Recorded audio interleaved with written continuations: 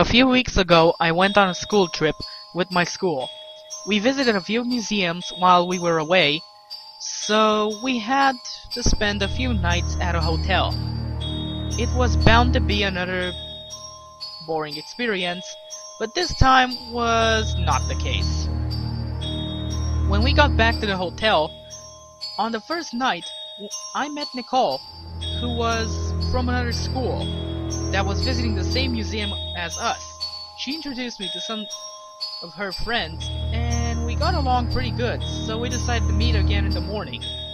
After a couple of hours, I went back to my room and got ready for bed. It was almost midnight, and as I was brushing my teeth in the bathroom, I could hear some girls laughing, so I put my ear against the wall and listened. It sounded like Nicole and her friends giggling and talking. I assumed it was just some gossip about the girls or something, and decided to go to sleep.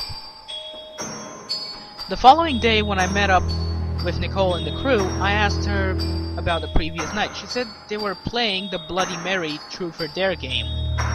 It was just playing Truth or Dare by spinning a bottle, but with a twist, she said. Basically, if you choose truth, you would have to admit that you're scared of Bloody Mary.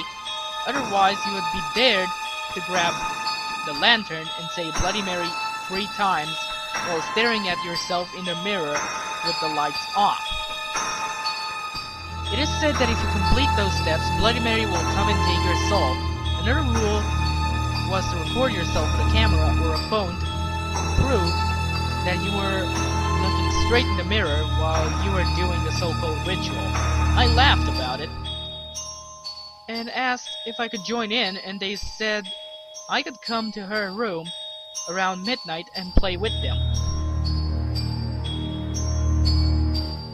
After another exhausting museum tour, it was finally time for the game.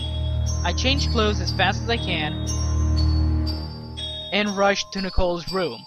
After a few turns and scaring of some of the girls, it was my turn to take the lantern to the bathroom. I slowly said the name twice without any hesitation. However, when I was about to say it the third time, a cold chill went down my spine and I almost turned on the light. But then I heard Nicole calling me a chicken, and I just shouted Bloody Mary as loud as I could. To nobody's surprise, nothing happened, and we just carried on with the game before we sleep. 2 days have passed since that night. Now I gathered my friends at my house to play the game. Some of my friends are pretty scared, but they're far too proud to admit it. I think we're going to hear some screams tonight. I am first, and I wonder if somebody will try to scare me. I enter the bathroom and turn off the lights, and proceed to say the name 3 times. After a few seconds, I hear my friends shouting that they didn't hear the third time, so I just say it again 3 times.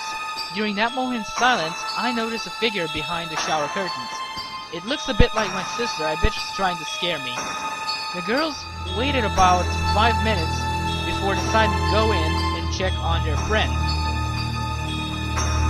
They turned on the light and she wasn't there. But the window was open, so they all assumed and thought she ran away to scare them. Her sister picked up the phone and watched the recording. After a 6th Bloody Mary, a dark silhouette of a girl could be seen getting closer to the door. As she gets closer, dark red hair, like marks, could be seen on her face. And a couple of seconds later, the phone just turned off itself, so did the lights.